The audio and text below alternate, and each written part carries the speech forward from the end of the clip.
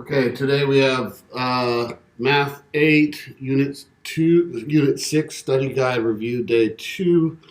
This is April 25th, 2019. Previously on the first day we reviewed problem number 1, 2, and 3, and you can see that and access that through the Google Classroom. Here we are at problem number 4. On problem 4, it reads, Juan notices 2 shapes in a stained glass window. So Juan has 2 shapes. Which statement about the shapes are true? Well, first let's look at the shapes, and we're going to look to see if the shapes are congruent. We have a red triangle, ABC, and we call that the pre-image, if it doesn't have the primes on it. Pre-image triangle A, B, C. And then we have an image in blue that we call triangle A prime, B prime, C prime. If they are congruent figures, then they would have the same length sides. We can see that's not true. We would say congruent, same length sides, congruent, same angles in the corresponding position. Now, these triangles, we don't know yet if they are similar because we don't know if this angle and that angle, A, B, and C, is the same as this angle, and this angle. So we are going to look a little bit more in depth. First off, the scale on this is 0, 2, 4, 6, 8, and they actually are broken up into 1, 2, 3, 4 parts. So we have a half, 1, 3 halves, 2, and it continues like that. And it goes out to 10. And here going up, we have, it's hard to see, 2, 4, 6, and 8. So that makes point A at 6, 6. Label these on your paper. 3, 3 for point B. And point C is at 10 and 9 halves. Then we have A prime at 2, 2. We have B prime at 1, 1. We have C prime. If you look carefully, it's actually at 3 and 7 halves. This is 3 and a half here. This is 4 and a half up. So if you go over here, the 4 and a half, you go across, that's where that's actually located. 3 and a half here, 2, it's hard to see, the 2 is down about right there. So to continue, we're going to be looking at these questions down here, but first you want to pre-look at your images. We can tell the images are not congruent. The red triangle is much larger than the blue triangle. So anytime you're going to say, if you see a question like the first one, the shapes are congruent, you can automatically go ahead and X that one out because you know that's not true. If they're not congruent, we're going to be looking to see if they are similar.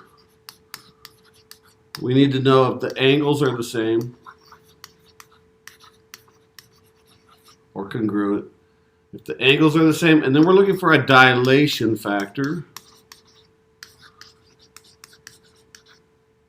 of that's consistent. If I look down these questions, we're looking for this one if the shapes are similar. The shapes are neither similar or congruent. That'll be true if there is not a constant dilation factor. And then we have the next question, shapes A, B, C can be matched to shape A prime, B prime, C prime by reflecting. So we have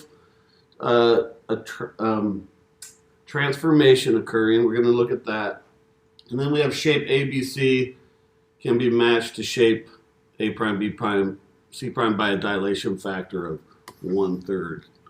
Okay, so we know they're not congruent. We're going to erase some of that because we need to look at how the image and the pre-image are related to each other. Let's label the points. A is at 6, 6. B is at 3, 3. And C is at 10 and 9/2. Okay, and then we'll look at A prime being at 2, 2. B prime is at 1, 1. And C prime is at 3 and 7/2. Okay, so let's look at this relationship of A to A prime. It looks like to get from A to A prime, we divided by, each point's divided by 3. Another way to think about dividing by a third is by multiplication. You can multiply times 1/3. Well, that would get you to A prime times 1/3 here. Would that get you from B to B prime? Sure. But if I multiply these, guys over here times 1/3, 10 times a third is 10 thirds. That's not 3. A third times 9/2 is actually 3/2. That's not 7/2. So this dilation factor doesn't happen. So let's look at our questions again. The shapes are similar. Well, we know they don't have the constant dilation factor. That's not true. That means they're neither similar or congruent. So that's a check mark. Shape ABC can be matched to shape A prime, B prime, C prime by reflecting over the x-axis and then shifting 5 up. Let's come back to that one and look at the last one. Shape ABC can be matched to the image by a dilation scale factor of 1/3. Well, we tested that and we knew that's not true. So let's look at that last one that might trip you up. I'll erase this for real quick and look at what they're talking about. We're talking about translation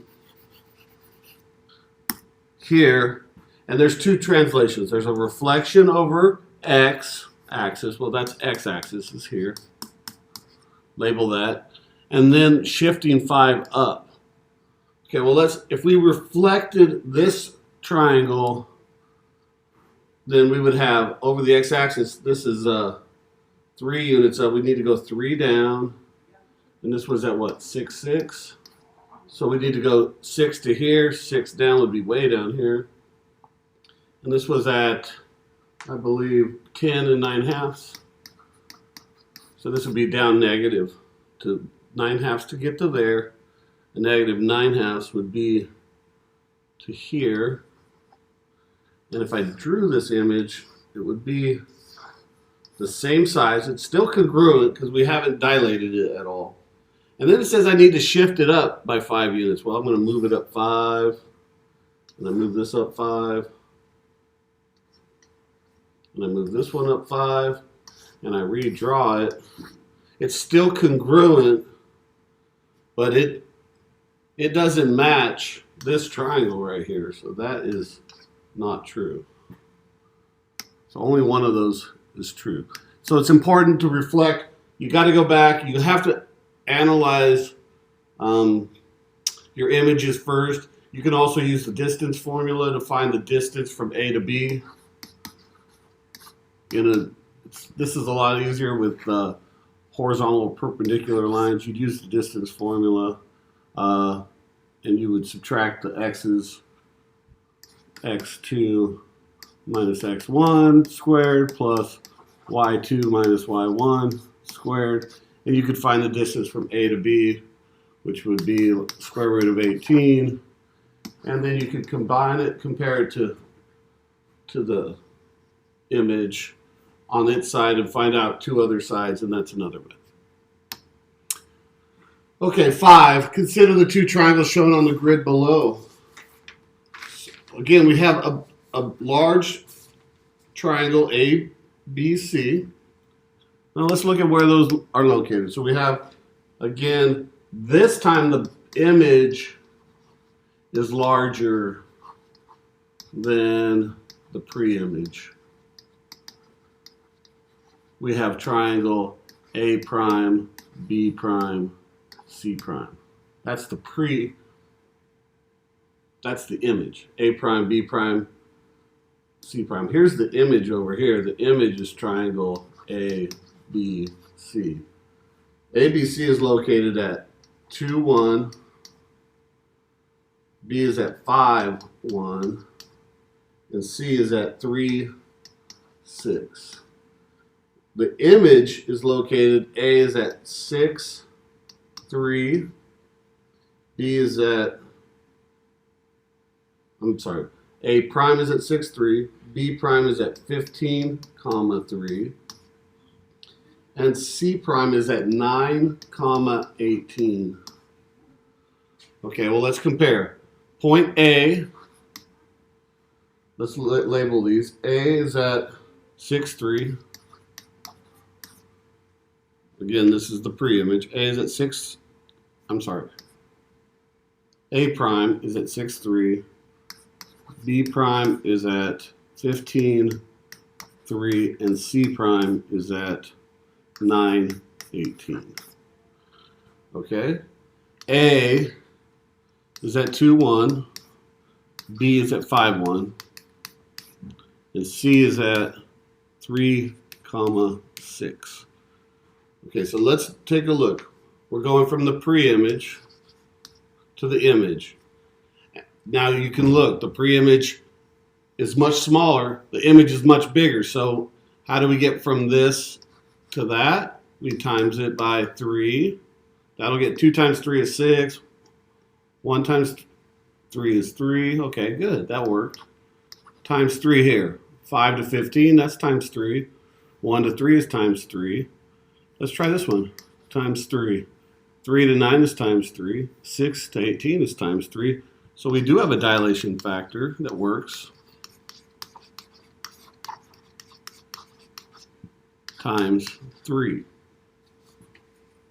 Okay, now we can actually look. We know they're not congruent. Why? Because they aren't the same size. So let's look. Triangle ABC is neither similar or congruent to the image. Well, we know it has a dilation factor. They are similar. They are similar.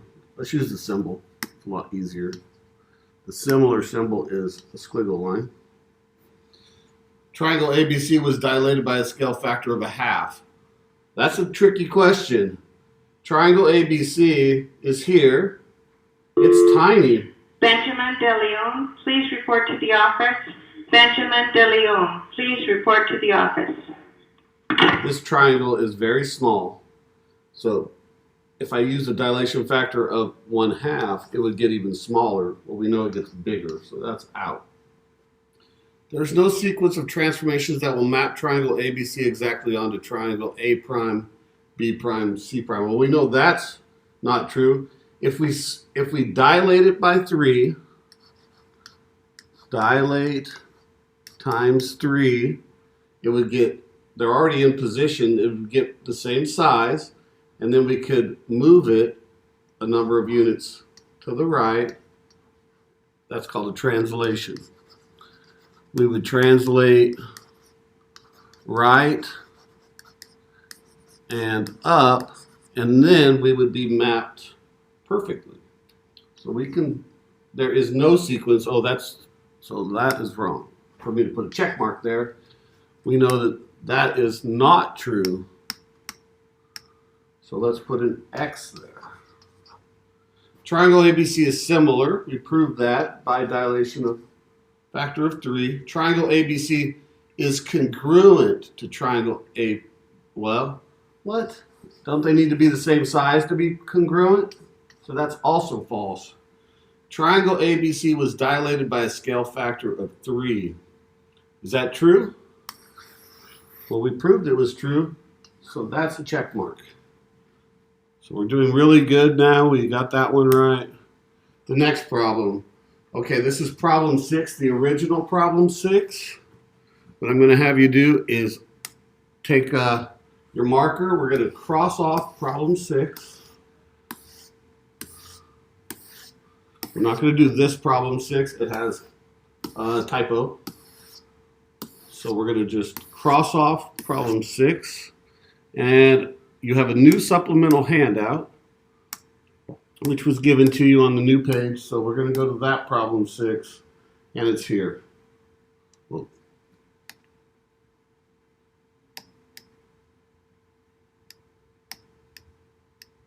here it is. It says find the measure of angle B. Okay, this is not written really great. Let me fix this.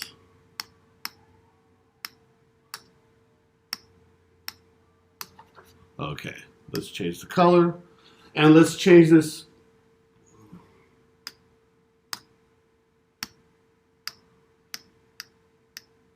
to a measure of angle B.